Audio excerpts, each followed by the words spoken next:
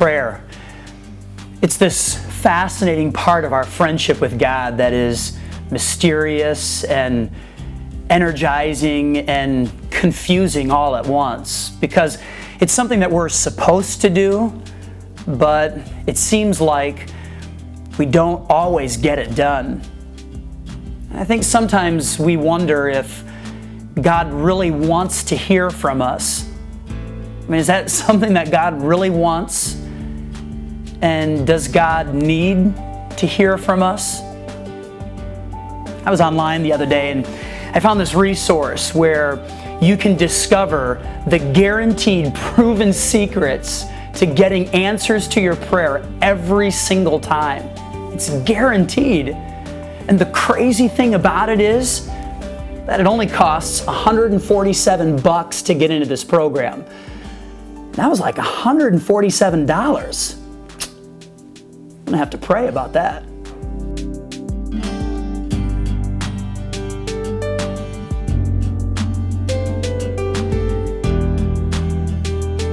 Prayer is a real thing that really works.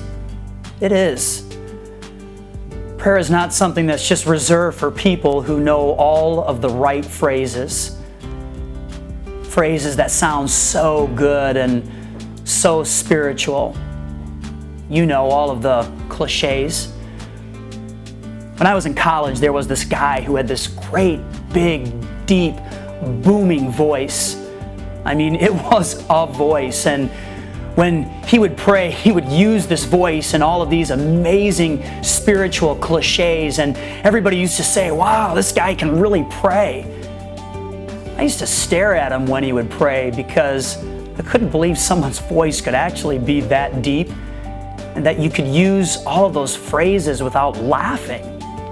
It was interesting. I don't think God really is into what kind of voice we have or the phrases that we use, or even if we're enrolled in a $147 guaranteed answer to prayer kind of a program. I think God cares about what is real. Here's the problem with prayer. We take something that God designed to be simple and we make it difficult. We complicate it to the point where we don't pray at all. And the reality is, behind everything stands God. And He wants to speak to us. And He wants us to speak to Him.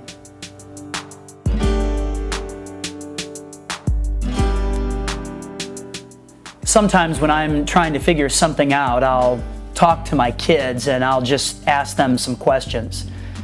It's amazing talking to children sometimes because the responses that you get are so real and fresh and organic, and they just make you step back and say, yeah, that's it.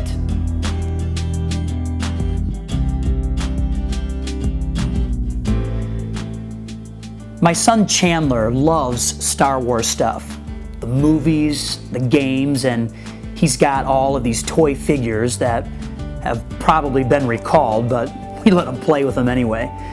And he can just spend hours with these things and get lost in another world. For me, I look at the guys and they all look the same to me, especially the one-eyed freaks. But Chandler knows all of their names and their story and which movie they're in and what they did and what they said.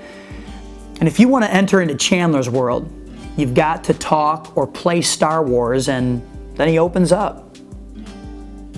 So one day I was playing with Chandler and I asked him some questions about prayer, just to get a fresh, young perspective. I said, Chandler, is prayer a good thing? And he kind of looked at me and then said yes, as if I should know that, and why are you asking me that kind of question? And so then I asked him, well, why? Why is it a good thing to do? And he said, because you get to talk to God.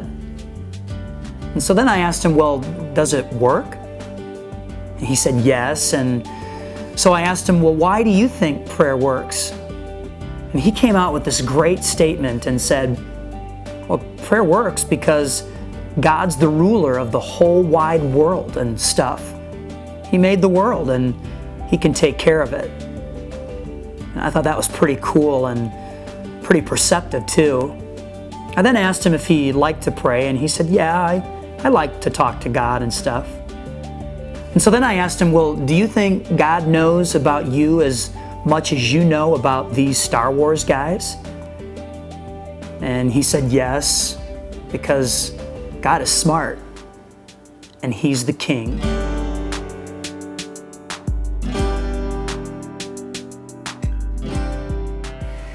Is one of our issues with prayer that we don't trust God? We don't trust the King and that He's the leader of everything, and that He knows our name and He knows what movie we're in and He knows our struggles and He also knows what we need to survive. I mean, if we really got that God knew us more than just some name on a sheet somewhere, but that God really knew us, wouldn't we spend more time talking with Him? And wouldn't it be real? As real as reading the newspaper or spending time online or playing with your kids? I mean, think about it.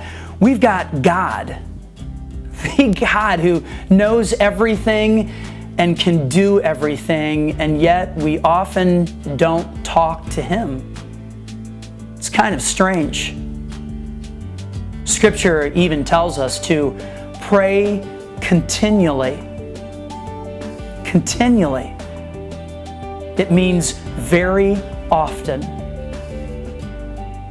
I know for me, I often find myself using prayer and God like a spare tire. It's there, and you know it's there, and you're glad that it's there, but you never use it until a really bad day. And God is so much better than that.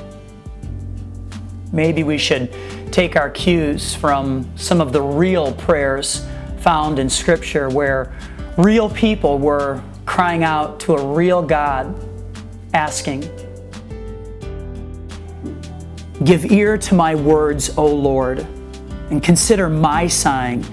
Listen to my cry for help, for to you, O Lord, I pray. Keep me safe, O God, for in you I take refuge. Have mercy upon me, O God, according to your steadfast love. Though I walk in the midst of trouble, you preserve my life. The Lord will fulfill His purpose for me. Your love, O Lord, endures forever. Do not abandon the work of your hands." Perhaps God is looking for us just to get lost in conversation with Him and acknowledge that He's the ruler of the whole wide world and stuff. And that talking with Him does not mean that we have to embrace some type of religious jargon and talk with a big, deep, booming voice. We've got to get to a spot where prayer is not a waste of time for us. We've got to get to a spot where prayer is as real as the things that we experience every day.